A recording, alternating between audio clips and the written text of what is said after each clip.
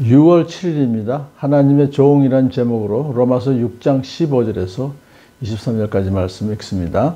그러면 어떻게 해야겠습니까? 우리가 율법 아래 있지 않고 은혜 아래 있다고 해서 마음 놓고 죄를 짓자는 말입니까? 그럴 수 없습니다.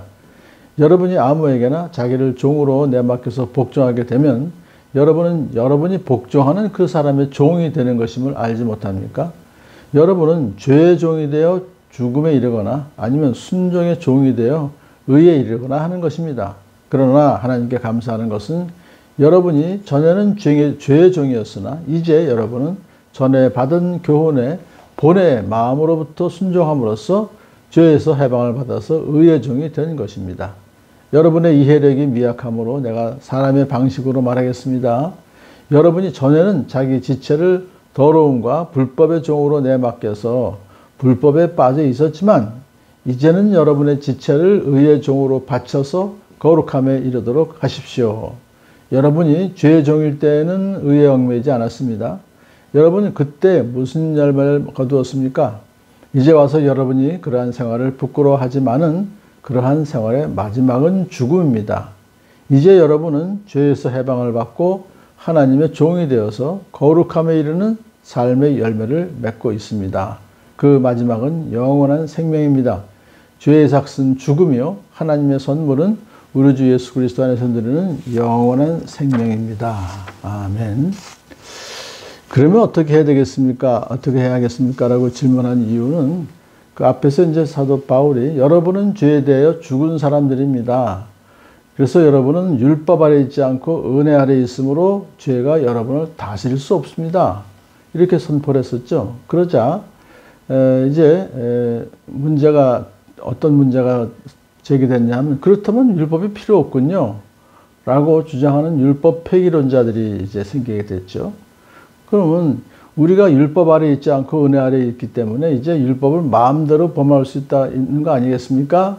라고 하는 그런 이제 반론이 나오게 됐어요. 여기에 대해서 사도 바울은 그렇지 않습니다. 라고 하는 것이죠. 우리가 율법 아래 있지 않고 은혜 아래 있다고 해서 마음 놓고 죄를 지어도 된다. 그 말은 그런 말은 아닙니다. 라고 하면서 이제 그러면 율법 아래 있지 않고 은혜 아래 있다는 것은 어떤 뜻이냐?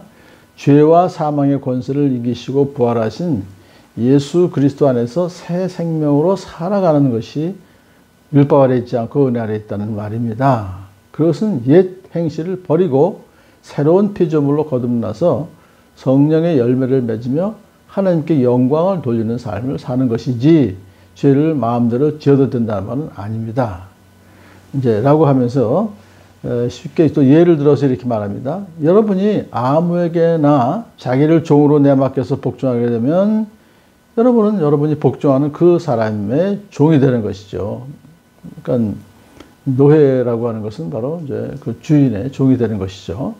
여러분이 죄의 종이 되어 죽음에 이르거나 아니면 순종의 종이 되어 의에 이르거나 둘 중에 하나입니다. 양당 간에 하나지 중간지는 회색지는 없다는 것이에요.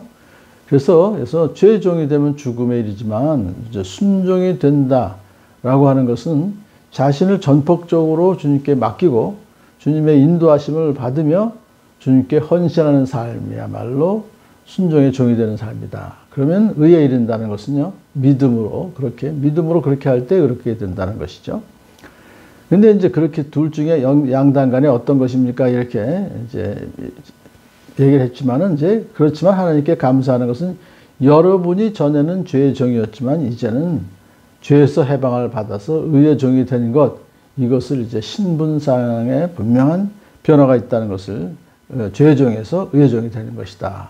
그런데 그렇게 된 것은 여러분이 전에 받은 교훈의 본에 마음으로부터 순종함으로써 그렇게 의의 종이 된 것입니다. 그래요. 그러니까 이제 로마 교인들에게도 복음의 핵심의 어떤 그런 교훈의 본 문서가 있었던 것 같아요.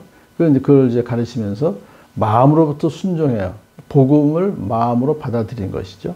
그래서 의의 종이 된 것이다.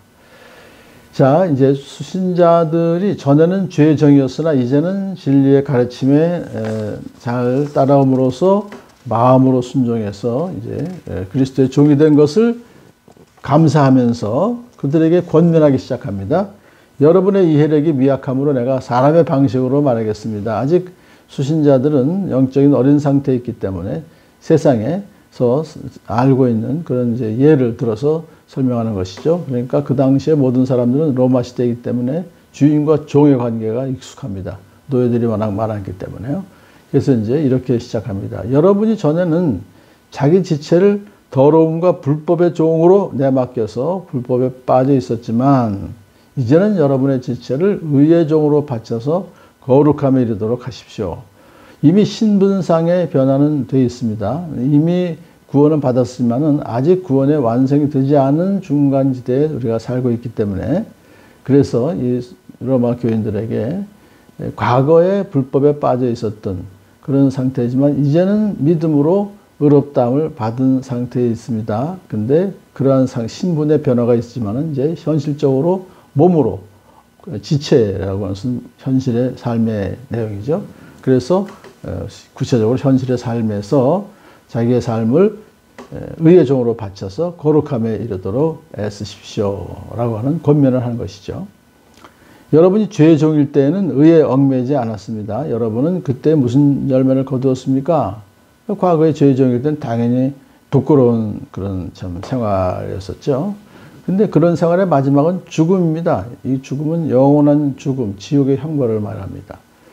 그렇지만 이제 여러분은 죄에서 해방을 받고 하나님의 종이 되어서 거룩함에 이르는 삶의 열매를 맺고 있습니다. 그러니까 그것은 삶도 지금 성화의 과정을 여러분이 걸어가고 있습니다. 라고 하면서 그 긍정적인 얘기를 하죠. 그래서 그 마지막은 영원한 생명입니다. 그러니까 죄의 삶의 마지막은 영원한 지옥이지만 이렇게 하나님의 종이 되어 사는 사람은 영원한 생명이 마지막입니다. 라고 대비를 해서 말씀하셨어요. 그러니까 죄에서 해방된 근거는 예수님의 죽음과 함께 옛사람이 죽었다는 사실이 있어요. 그리고 이제 하나님의 종이 되었다는 것은 하나님 명령에 순종하며 살아갈 때 거룩한 삶의 열매를, 성화의 열매를 맺어가고 있는 현재의 삶을 여기서 말씀해 주고 있어요. 그러므로 이것은 성령의 능력을 힘입어서 성화의 열매가 드러나도록 하는 삶을 이제 가지고 있다는 것이죠. 그러면서 마지막 결론이 죄의 삭은 죽음이요 하나님의 선물은 우리 주 예수 그리스도 안에서 누리는 영원한 생명입니다. 아멘. 이미 우리들은 이 하나님의 선물을 받았죠. 그래서 그리스도 안에서 누리는 영원한 생명을 오늘도 누리고 살아가는 복된 하루 되기를 축복합니다.